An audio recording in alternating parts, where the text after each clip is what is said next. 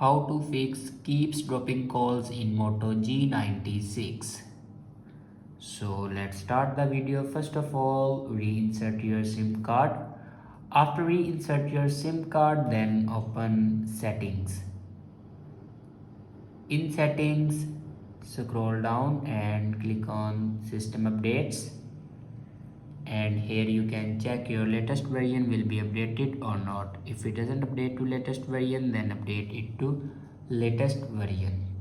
After update a latest version, then go back and click on system and then click on reset options. Now click on reset network settings and then again click on reset settings.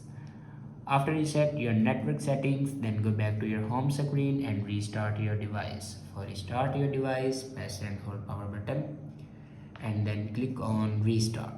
Go back, press and hold power button and then click on restart.